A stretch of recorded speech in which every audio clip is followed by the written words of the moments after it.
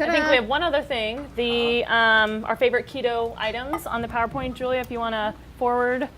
Your favorite stuff. My favorite stuff. I think if you're transitioning to keto or even just transitioning to get some of the carbs out of your diet, the first thing you have to do when you go to Kroger is get tons and tons of these staples, healthy fats. My favorite, the Barney's, the Primal Kitchen mayonnaise is another favorite. Love the coconut flakes. Of course, you got to get the chia seeds, the flax seeds, all the nuts and seeds. You can go ahead and advance. And my absolute two new favorites, the one on the far left is the coconut milk, but I usually get the coconut cream, which is in just a little can. It's where the soy sauce is, and there's 14 grams of fat in a fourth a cup. That's a ton of healthy fats. So that's what I put in my coffee in the morning. Much better than getting the coconut milk out of the container because there's no fat in there. This is coconut milk out of the can. And then the far right, my other new favorite called Kite Hill. It's a cream cheese that actually is made with almonds and almond milk. Lots of good healthy fats.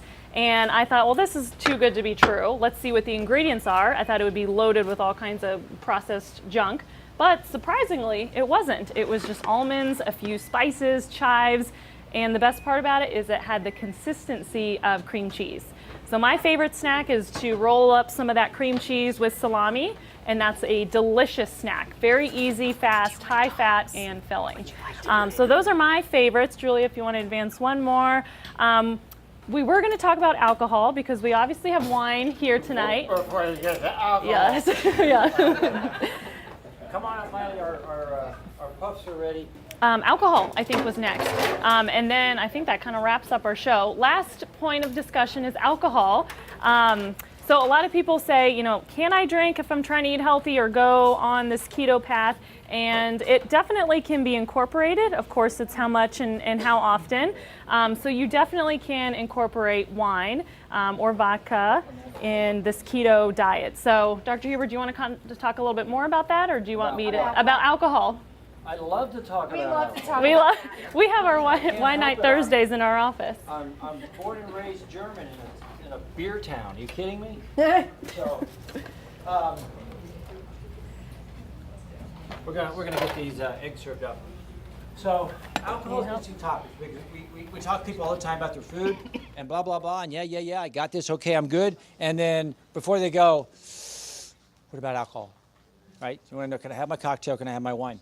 When we're doing a ketogenic diet, your body is burning fat all the time. You're burning fat at an amazing rate, and that's why belly fat goes away. It's why cholesterol drops. On a ketogenic diet, you're burning fat as fuel. So you don't accumulate triglycerides. You don't accumulate LDL cholesterol. You're burning it as fuel, all right? When you take in alcohol of any kind, your liver goes, oh, there's a toxin in the body, because the liver looks at alcohol as a toxin, a very delightful but toxic substance. And so it says, well, I'm going to put this fat burning aside. I'm going to go over here and burn these calories of alcohol away because I got to get rid of this stuff. So depending on the kind of alcohol you're drinking, alcohol has 7 calories per gram. So in general, if you have one shot, which is like 1.5 ounces of any kind of distilled spirits, that's about 100 calories. The same is true for a 12-ounce beer. The same is true for about a 5-ounce pour of wine, about 100 calories of alcohol.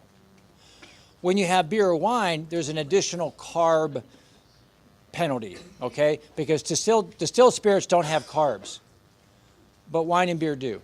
And so and that's why you see Miller Lite and other light beers competing in Michelob Light, and they have 6 or 12 or 8 carbs. That's in addition to the alcohol, all right?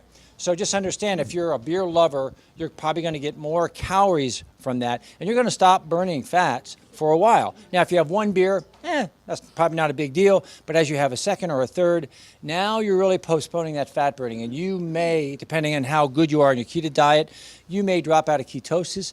Not a big deal, right? The following day, if you're right back on your keto plan, you're probably going to swing right back into ketosis. But understand, anytime you have alcohol, you are kind of putting a pause button on the fat burning, okay? Not the worst thing in the world.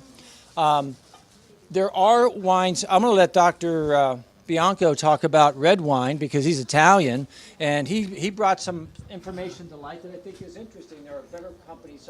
Not all red wines are created equal. Yeah, so going down the path of trying to treat my body better, I wanted to investigate which wines can I drink to have the carb intake lower. And some of the wines out there actually do have no residual carbohydrate or sugars. So you can get the benefit, well, some say benefit, some may say otherwise, but you get the enjoyment of drinking wine, but not having the negative effects of that. And some of the wines, so there's one called Fit Vine wine, which you can actually find at Whole Foods.